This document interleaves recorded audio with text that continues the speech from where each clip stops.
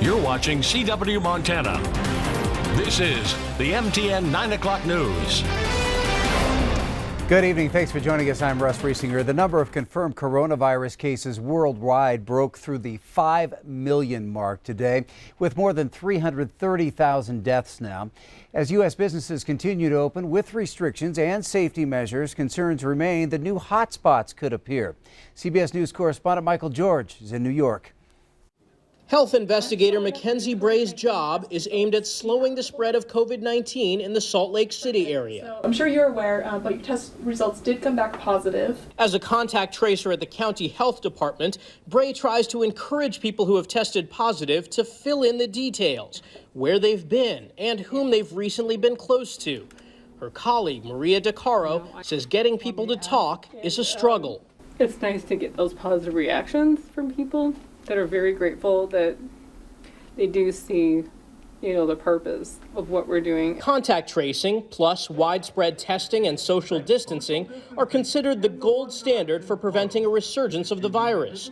But there are some projections of a coming second wave. What we're seeing is that some areas of the South may have overreached a bit. Policy Lab's Dr. David Rubin says places like Dallas, Houston, and Montgomery, Alabama are projected to have spikes in new cases over the next month. This Iowa wedding reception and banquet hall is preparing to reopen with an array of safety measures. They include masks and gloves for staff and plastic shields at the bars. Hopefully I shouldn't be the one that says, hey, you need to back away a little bit. In Memphis, Elvis Presley fans were checked for fever. Come on up. Before Graceland welcomed them to see the newly reopened home of the King on Thursday. And these Maryland senior living community residents aren't letting the postponement of the Preakness Stakes in nearby Baltimore stop them from enjoying a little horsing around. Michael George, CBS News. Well, there are also more than 300 diagnosed cases of a potentially deadly illness attacking children, teens, and now even young adults. It has been linked to the coronavirus. That condition, called multi-system inflammatory syndrome in children, has been confirmed in 27 states now and Washington, D.C. Well, a new Montana law that limits the collection of absentee ballots cast by other people has been temporarily blocked by a state judge. That order came in a lawsuit filed by Montana's Indian tribes that say that law violates the voting rights of Native Americans. State District Judge Jessica Fear Billings issued a temporary restraining order yesterday blocking that law known as the Ballot Interference Prevention Act. The law passed by Montana voters in 2018 says organizers can collect only 6 absentee ballots at a time and must sign a special form when delivering those ballots to county election offices. 5 Montana Indian tribes and 2 other groups are suing to overturn the law. They say it essentially halts ballot collection efforts for Native voters both on and off the reservations. The suit says Native Americans often have poor access to voting offices or mail and instead rely on others. Montana Native Vote will start reactivating ballot collection efforts right away for Montana's June 2nd primary. But they say with COVID-19 restrictions on reservations, it may take a few days to get things going. Here in Billings, we're going to start texting people and setting up appointments to pick up ballots or give people a ride or whatnot. But that won't happen on the reservations until we have an agreement with the tribal nation saying that they allow us to go back in and resume ballot collection activities. Judge Fear set a hearing for next Friday on whether to grant a permanent injunction to block that law while she decides whether or not it's unconstitutional. Another round of campaign fundraising numbers is in for Montana's U.S. Senate race, and Democratic Governor Steve Bullock is piling up the cash. Bullock, who is challenging Republican incumbent Senator Steve Daines, reported raising $2.4 million in the past 6 weeks. That's almost twice Daines' total during the same period of $1.3 million in campaign donations. The Bullock-Daines matchup will be one of the most closely watched and expensive U.S. Senate races in the entire country this year.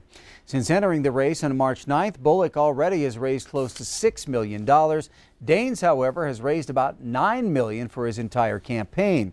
Now, both men also have contested primaries on June 2nd, but are expected to win and advance to the general election. Well, groups seeking to qualify initiatives for Montana's November ballot have until next month to collect the thousands of signatures that they need. However, the COVID-19 emergency has forced them to change their tactics. MTN's Jonathan Ambarian has the story. Every 2 years, signature gatherers fan out across Montana, seeking signatures on petitions to place proposed initiatives on the general election ballot. But this year, those signature drives look far different than in the past. On Thursday, signature gatherers for New Approach Montana were on Helena's Walking Mall, asking for support for Initiative 190 and Constitutional Initiative 118, a pair of measures to allow recreational marijuana in the state. Sir, would you like to sign our petition to legalize adult use cannabis?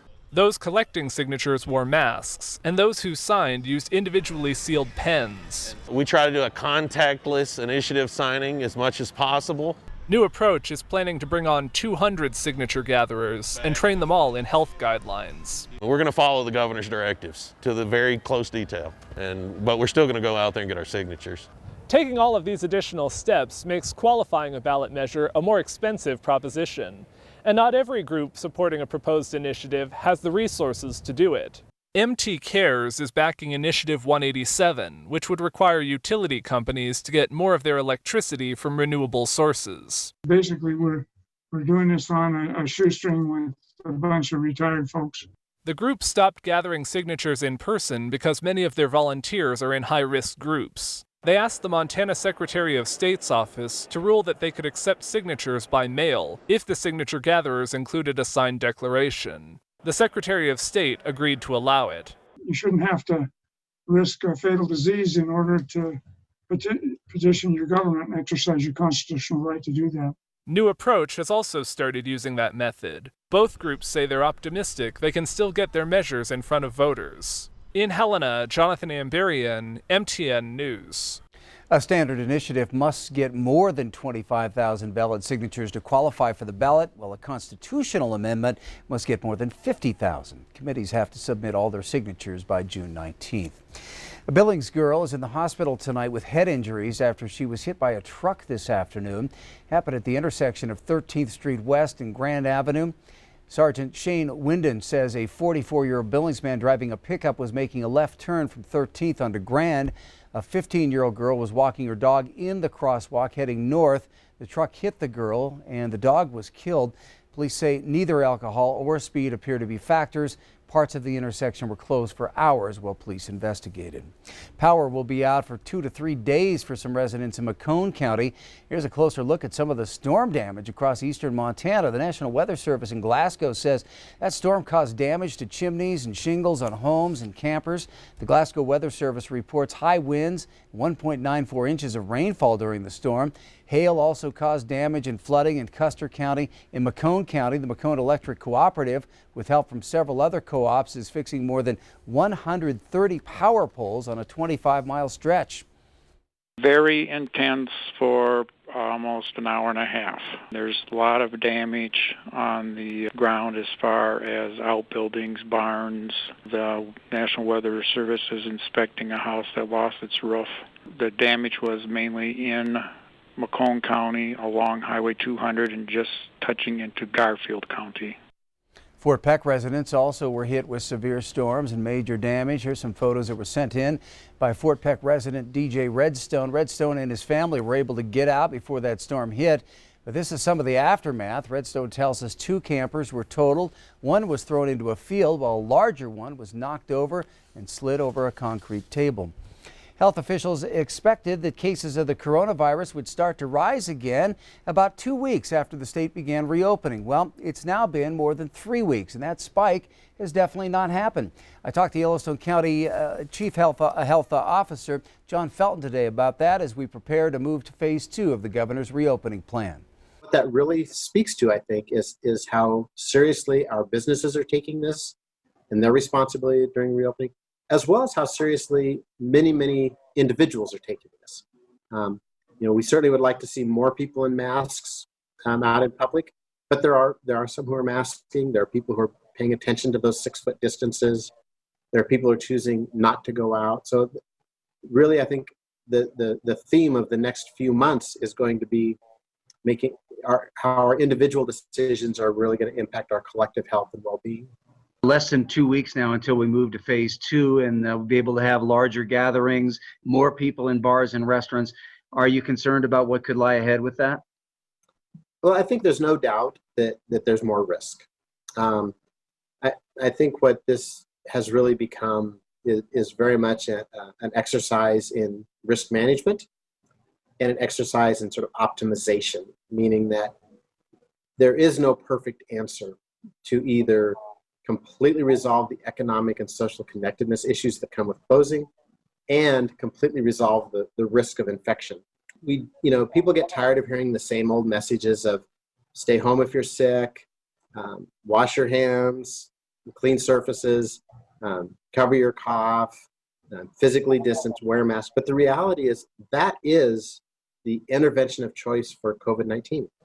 And so I think people need to remember that the disease is still circulating. And to the extent that we all do our part as individuals, collectively as a community, we'll be safer and healthier. Felton said right now the governor has not defined what it will take to move to phase 3 at this point, which is essentially normal with some warnings in place. He expects we'll have to wait some time to see what happens during phase 2. Well, the COVID-19 pandemic has led many businesses to change their business models or products to help their fellow Montanans. Red Ants Pants in White Sulphur Springs delivered its first shipment of medical gowns this week to the local critical access hospital, Mountain View Medical Center. In late March, the Workwear for Women company began receiving requests to pivot manufacturing efforts toward providing cloth face coverings and other PPE for frontline workers in rural communities. Collaborating with Bear Paw Outfitters Manufacturing here in Billings, Red Ants Pants is now prioritizing PPE for rural healthcare facilities from Hamilton to Plains. This is classic Montana. We're all pretty good at being neighbors here, and that's just what we're doing on a business scale, really. It's when we have the equipment and the connections and resources to be able to pitch in, that's just what we're all honored to be able to do. Red Ants had to cancel its yearly music festival this summer due to COVID-19. Montana health authorities add one new confirmed COVID-19 case today. That new case is here in Yellowstone County, involves a man in his 40s. There are 23 active cases statewide, 8 in Ravalli County, 6 here in Yellowstone, and 5 in Bighorn County. The state says 3 people remain hospitalized.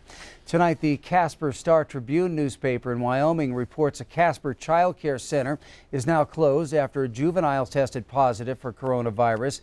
In response, 58 people, minors and adults, have been told to quarantine. This as one more person has died. This from the Worland Assisted Living Center. They're bringing the state's total deaths now to 12.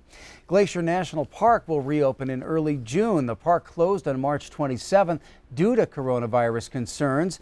As of right now, the park will not open on June 1st when phase 2 of Montana kicks in. However, officials say the park is on track to open soon afterwards with limited access and visitor services.